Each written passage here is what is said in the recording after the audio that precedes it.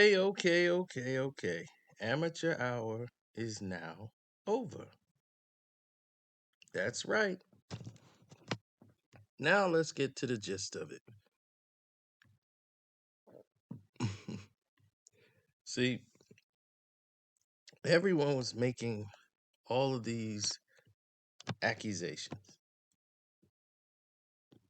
Everyone had all these opinions when it came to Pat McAfee's contract and all of these things it detailed, right? Because it came right before the firings. So it made it look as if they fired everybody to keep Pat McAfee, a guy who comes from the internet and brings his whole network show over to ESPN. So naturally, if you've been working at ESPN all these years, you feel ostracized. You feel a lack of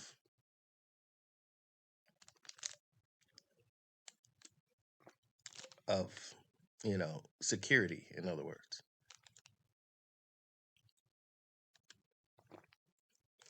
Now, the Pat McAfee show, which is a weekday sports television show,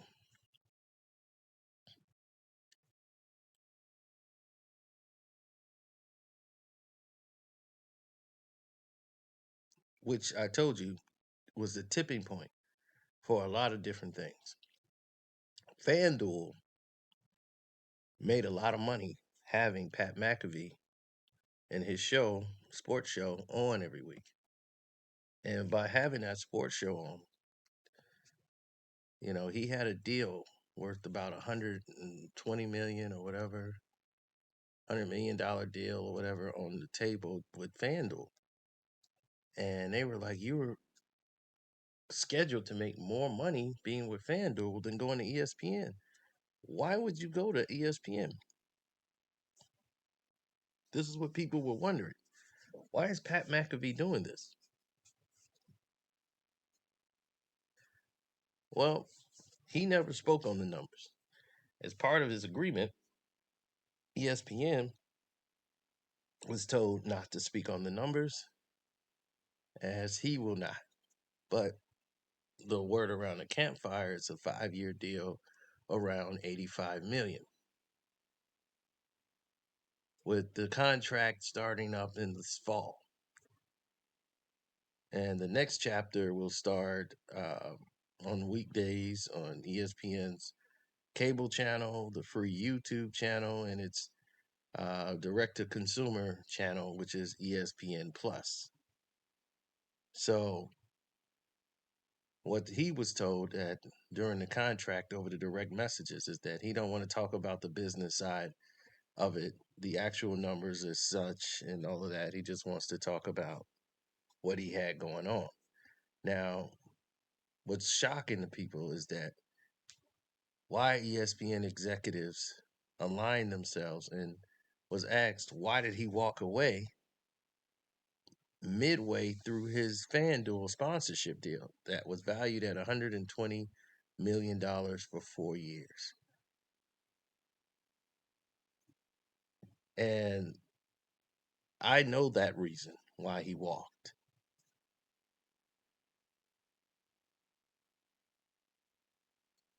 Now he's getting about $17 million a year, um, being aligned with ESPN plus different perks and bonuses.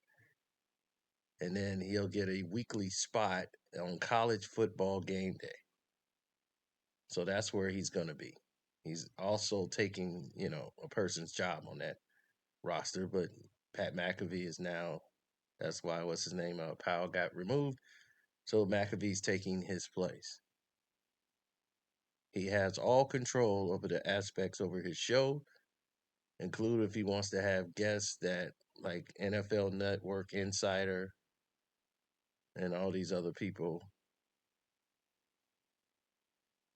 So if he wants to have the guest, he can. If he decides not to have that guest, he has the right to refuse. Now, they talk about his language because he uses a lot of profanity on his FanDuel show. The F bombs fly, and no one seems to mind when he's dropping F bombs. Pat McAfee did agree that he would say the F word a lot less on ESPN. Now, here's the problem and the reason why Pat McAfee decided to leave. At FanDuel, even though it looked and appeared to be more lucrative, in the overall look of things, Pat McAfee's deal, he just had a baby girl,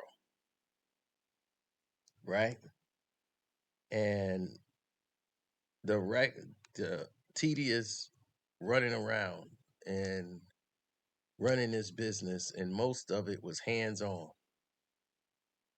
With ESPN, he gets to hand off a lot of his work, and he'll be in one location over in Bristol, and for the 17 million, it's more time he has with his family. So they get 230 fully produced shows a year that it can sell advertisement against, and McAfee will rate better than SportsCenter's Max Kellerman's This Just In, which currently airs at the ESPN spot, well, used to, um, from 2 to 3. Now, ESPN did not say, okay, what time McAfee will be on, but it's hard to imagine it won't be the mothership ESPN show, okay? Kellerman, who also had co-hosted on the radio morning show, is going to be cut out completely and is gone and laid off. So he made about $5 million a year. So they're going to pay him out his $5 million to not even be on the network anymore.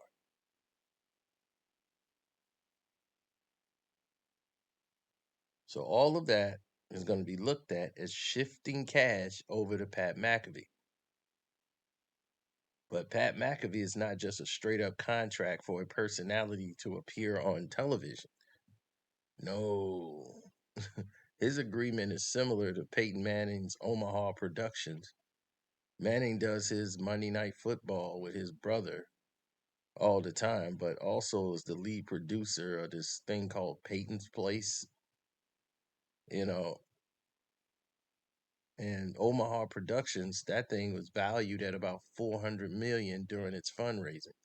Pat McAfee will be on game day, and then the Pat McAfee show featuring McAfee, AJ Hawk, and his friends, and it will be a McAfee production. You see, these athletes are now putting on the sports shows, and ESPN chairman Jimmy Pitaro, who's in charge of that, has developed a strong relationship with Pat McAfee. And see, they combined with a visit from Disney, Bob Iger, and they convinced him to join ESPN because they're going to make him the face of ESPN. And he's going to spearhead their ESPN Plus, which is dying, and they don't understand how to fix it. Then they YouTube and everything else. So his evaluation is scaled to be a lot higher on ESPN because they have the more resources to help him grow the business.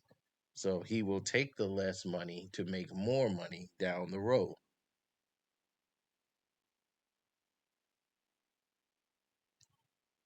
So Pat McAfee is paying his own staff. That's what he wants to let people know. He's paying his people and he's producing the show fully. And then he'll be handling a lot of more. ESPN is handling the back ends of things while providing a platform that is uncomparably linear, with a network of talent that is deep and awesome. Their production assets, league rights, capabilities, and access to everything in sports makes it incredibly, pumping up for the possibilities. And they can't wait to get started, right? Now, the Zoom calls with Jimmy and Disney, the top brass of ESPN, and the owner, Disney, Bob Iger. He's on Zoom calls with them considerably every day, emails for the past couple of months and negotiating, going through the different factors of what they're going to be doing on ESPN. Meanwhile, Stephen A. Smith can't even get a phone call. He can't even get a wave from Jimmy Pitaro. And he's been their face forever. See, they're not going to be beholden to him. And Stephen A knows the writing's on the wall. He can't hold the company hostage anymore. They're getting to the point where they don't care if he goes.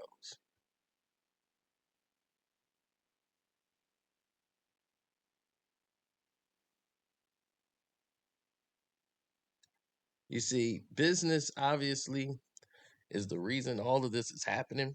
And most people understand it. Some people don't. You see, FanDuel was their sportsbook partner. And then SeatGeek was their exclusive ticketing partner. 5 Hour Energy was their exclusive energy shot partner. You know, they were partners for a lot of great things that they had in the past. They did great business with each other. And FanDuel TV, which was launched to try to, off the back of Pat McAfee, you know, realized it was a lot of work on their end, to keep everything rolling. So now, after a spokesman for FanDuel said there's no one at the sports gambling platform that will be commenting about anything with Pat McAfee, they're still upset about what happened. They're looking to shift to Shannon Sharp.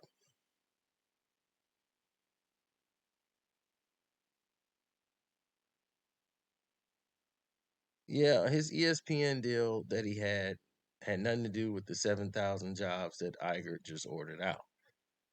It really didn't. Wasn't Pat McAfee's fault, but they're ready to dump all their money into Pat McAfee.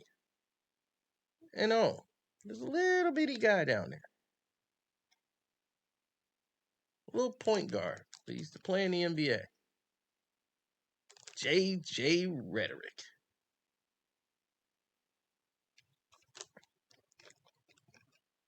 Oh, there's one guy that wasn't on the tipping hand to go anywhere, and that's J.J. Reddick. Now you might be asking yourself, why is J.J. Reddick so relevant in this situation? What has he got to do with this? Oh, everything.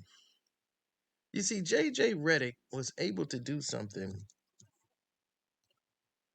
that was pretty amazing. He was able to come in as a newcomer, right? With no real journalistic background, get up on the big stage and actually challenge people on their shows, aggressively challenge people. And normally a host would say, hey, this is my show. I run this. You can't do that. He was able to do that without question. Now, Pat McAfee is looking to, I mean, not Pat McAfee, but JJ Reddick was looking forward to what he's saying the new media. And everyone's pushing him as the new media guy, right? JJ Reddick, right? Got a 3-year deal that takes him into 2025. Now, ESPN wants to keep him around because they like that hard grit and the players respect him and he feels like he's a player guy, but no, he's not. He appears to be. Like he's pro player. No, he's pro whoever is in front of him. If he has a feminist in front of him, he's a feminist. He only gives blowback to those he know he can. Now he talks real hard when he talks about Stephen A. Smith. He will challenge him more. He'll challenge anybody that comes on the show. Kendrick Perkins, personnel. I've never seen a person attack personnel more than JJ Reddick. I've never seen a person attack not just personnel, but actual, actual guests on the show. Like they'll bring a guest on the show, he would attack and be very aggressive in his responses. And they love that. So now with his new deal, because everyone knows he wants a coaching job in the NBA.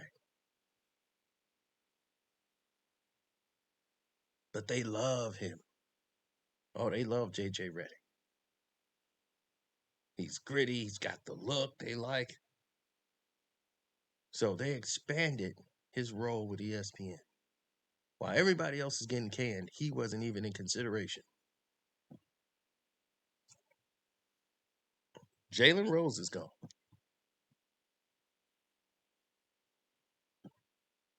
But you're keeping Reddick, who hasn't been there long. Why? Because they want to put him next with Richard Jefferson. He could be part of the ESPN draft coverage. They want to put him up there with Malika Andrews as the new young media, but Reddick isn't young. But hey, it is what it is. But they're going to expand his roles. Regular game analysis. He's going to be on Get Up, First Take, Sports Center. He's expanding in the circle. And if Stephen A is gone, you might be looking at the new replacement on First Take. They'll hand that show over to JJ Reddick.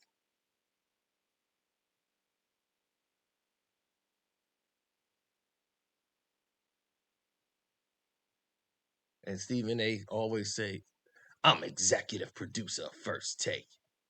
Yes, you have an EP credit. But when you're no longer there, they still own the show. Guess what's going to happen to your EP credit?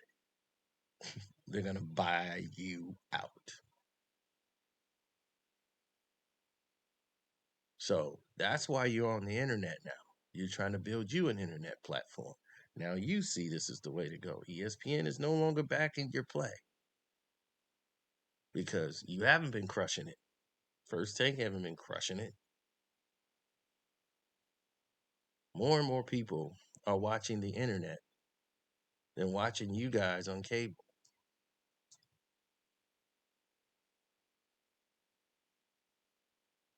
It has been god awful. Now you've gotten an uptick because Undisputed has been off the air for about almost 2 months. And because of it,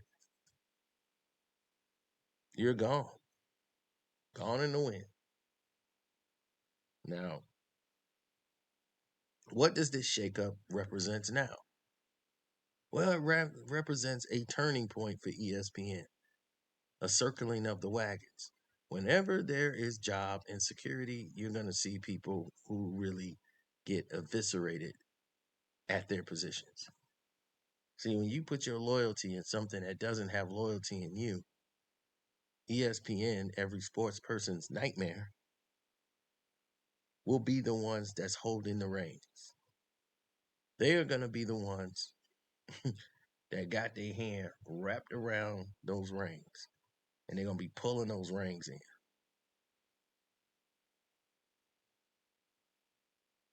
I don't run plays. I tell it to you just like it is. We ain't doing stuff for clicks and views. We're doing something that's beneficial to the general public.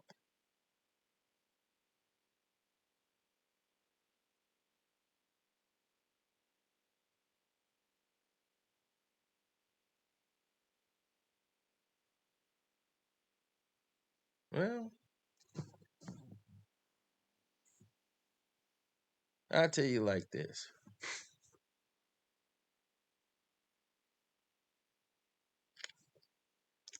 Draymond Green said that all of these sports writers are afraid of the new media. The new media is taking over. And he's right. The new media is taking over. And what is the new media? Young, uninformed people who are controlling and dictating what's going on out in the sports world. They don't have the experience, but even worse, they're influenced, easy to be influenced. They have no background to stand on. So if anybody waves some money at their way, they're just going to speak on generalities rather than facts and statements. And opinion based content is way higher than all of these statistical, drawn out, analytic, thought out, researched information that you can get from a regular sports show.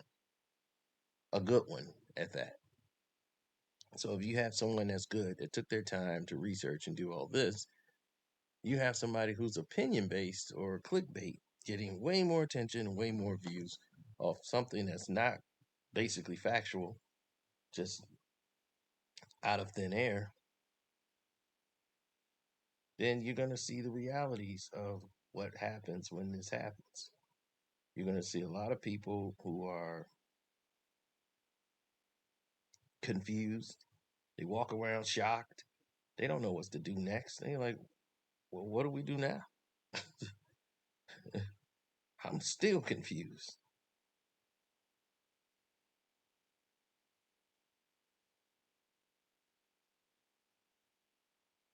I have no idea what's coming next. I really don't. All I can tell you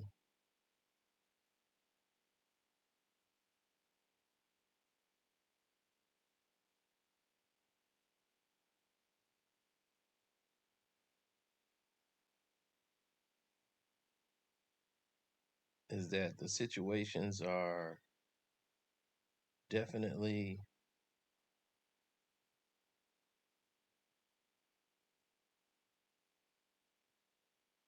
they're definitely going to be doing some things that are counterproductive to a few people and very productive to some more.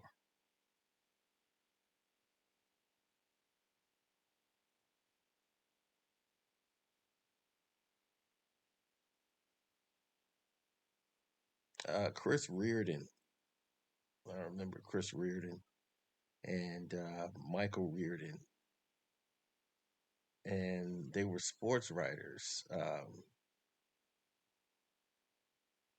Had a sports agency, and not an agency, but black media agency. And then they had who was that? that had some other sports writers that were doing their things back in the early 2000s. Trying to get the players' perspectives and get the athletes' thoughts on, sports in general and how the athlete feels. But now you have active athletes coming out with podcasts. And this new media might not be the right media. And you might say, well, what is the reason for that? Because if you have these people in play who are making these decisions based on, okay, they're actively playing and they're talking about the people they're playing against actively, people are going to be reluctant to talk to you because you're going to go on your platform and talk about it. You're going to be revealing certain things when you have relationships in this business with certain people. So it becomes distracting. It becomes a mess. And it becomes something that you look at and with total confusion.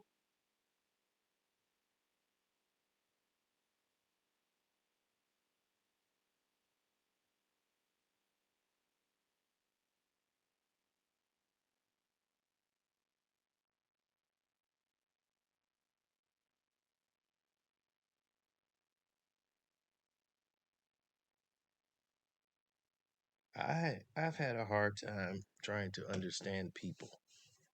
People do some of the weirdest things and they want rewards for these weird things. That's what's baffling to me. That's what's baffling me. When people want rewards for poor behavior, that is baffling. Like, why do you want to be rewarded for poor behavior? This new sports media is more influenced now. So if you have someone who sets up their own media corporation and they have influence on new media and they're promoting propaganda because they're paid to do so, I think that's contradictory to what's going on here. Now you have people spreading false narratives through what's supposed to be legitimized, um, uncorruptible, unbiased sports networks. Case in example, Clutch Sports. How many of these so called writers or analysts are on this platform that are signed to Clutch Sports, an agency that was started by LeBron James' friend who had no experience whatsoever, high school graduate, right? Zero experience whatsoever in doing what he's doing.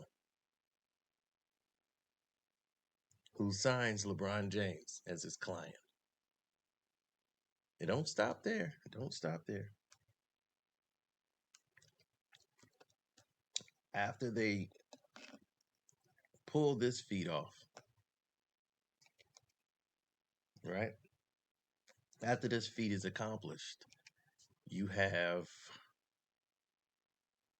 all of these different narratives and notions going on.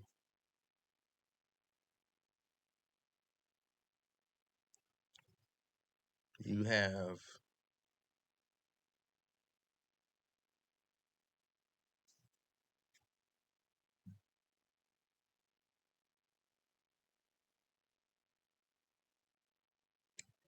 conspiracy with LeBron. I don't want to kind of bring him in it and make this about him, but you see how the media reviews him and speaks on him with a slant. Never any reality to it whatsoever. When you just watch the game, they only focus on anything positive he's done in the game. And for anyone else, they don't get that same, appreciation and love. They come out and attack someone that person seems to want attacked or go after. Once Kawhi Leonard claimed to the Los Angeles Clippers, and it rivaled LeBron James's arrival with the Lakers, they became the talk of the town. And then all of a sudden, the word load management with Kawhi Leonard started to spread. Why does Kawhi Leonard get to do this? Why does Kawhi Leonard get to do that? Why does Kawhi Leonard, when Kawhi Leonard has been doing this since he was in San Antonio? They didn't mention it once in Toronto. Once he became a Clipper and he was rivaling LeBron, all of a sudden that narrative changed.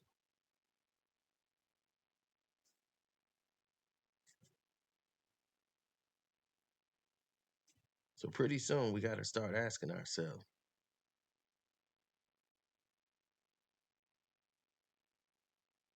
what are we really in it for? What are we really doing out here?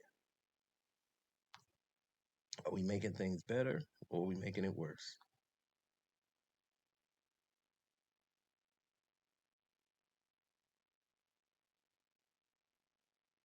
I can't tell anymore. So that's why people are going to the internet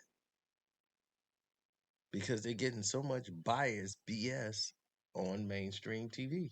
That's why the networks now are going to the internet to grab Pat McAfee's. They're going to grab anybody they can feel they can grab that's going to get the attention and got the people. The internet has always had the people. People are always on the internet now.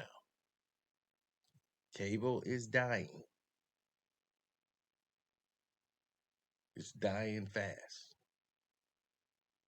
because the new information is we got to have it quicker, we got to have it faster, and cable is just too expensive to have all of these channels when you don't watch about 70 to 80% of them.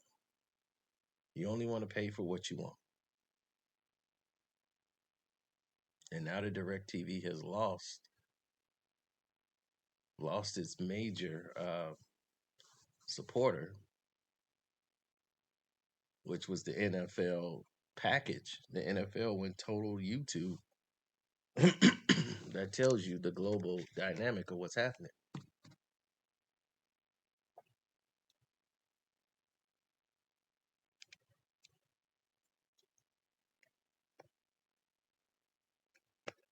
Now, I want to say shouts out to Welcome to HD TV with the two eyes.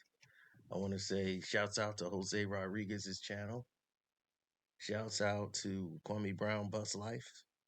Don't forget to support him. Armando Black TV, Ticket TV. Support all those channels. The Dreamers Pro, One Crack News. And we're not out. I know a lot of people hear that and think that's the end of the video, but it is not. We're continuing on strong. Now, oh yeah, damn DPOV. Shouts out to him too. He does a great job. His editing work is impeccable. He does a great job with his editing skills. That's funny. When I first started YouTube, man, I used to be editing like crazy. But just for a 5-minute video, man, my edits and everything, I used to do all these edits and putting stuff in there and chopping it and placing it. And that was longer than the video. It would take me an hour or 2 hours just to make that 5-minute video. Getting the music in there. But anybody remember I had the Carceno Strikes Back?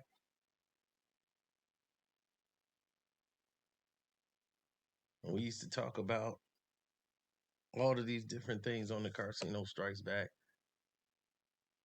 And then he would start off with the Jeezy. Man, that was crazy times. Great times. The old PC with the fan blowing. Yeah, those were the days. Those were the days. I'm just now recently, like, got the new PC and all that. Like, I had that old PC and man, we rode that till the wheels fell off, didn't we?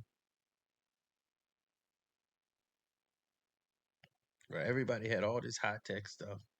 We made it work without it. Still don't have all the high tech stuff.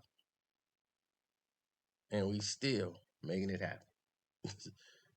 Why? Because the power is in the word, Job. The power is in the words. If don't no one really care about what you're saying, if they got to look at all of this, the distractions and everything around you, they're not really focused on what you're saying. And that's what you want them to be focused on, what you're actually saying.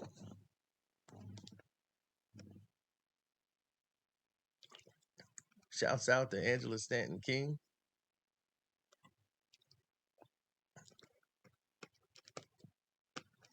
She is something else, ain't she? Man.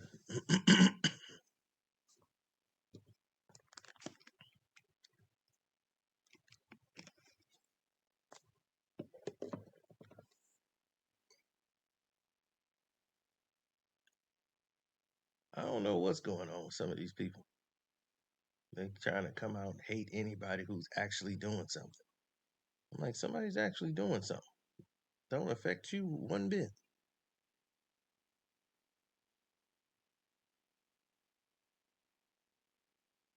Oh no. You gotta weed out some of those people. Some people they have different agendas. Just because your agenda is righteous and you got a plan, you have a goal to go somewhere, another person's goal ain't that. Their goal is to see what all they can get off you. They want to know how you do certain things so they can steal it from you. So sometimes you got to be guarded. I've learned that very young. And in this internet business, definitely, you don't really know the people. So you don't really actually have the notion of, well, I guess I could just do this. Well, I could just do that. No, you don't have that luxury. You have to apply yourself. You have to stay focused on the goal. There's a lot of distractions. And when you are in a range of these distractions, things go left a lot quicker when you're in the range of all of these distractions. Seen it happen. Unfortunate, but we've seen it happen. We just hope it doesn't last.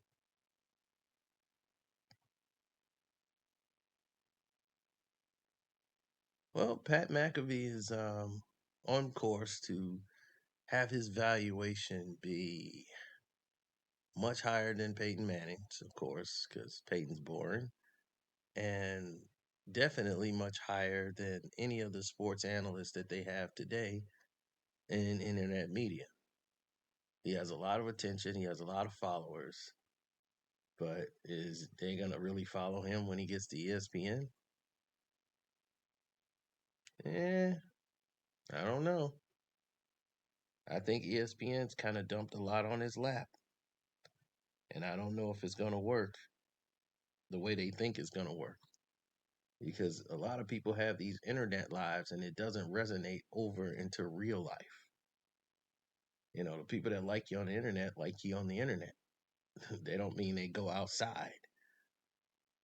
uh, Pat McAfee's might be a little different, but like you look at academics, you go outside like, hey, I'm having something, and like 9 people show up, because nobody really cares about him like that. They just like I guess they go on his Twitch for his performance when he started these fake rants and all this stuff. So you know, some to each his own.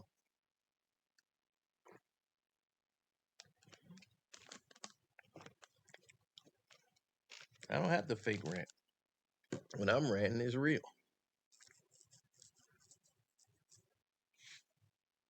That's how I was feeling at that time. So, like, share, subscribe. My Patreon is Carceno for life. Believe me, you're gonna love that. And we just opened up memberships on the Screen Fiend channel. We're gonna have interviews, and we're gonna have a lot of other perks, giveaways, everything. So If you're on the Screen Fiend movie channel of mine, thank you and stay tuned.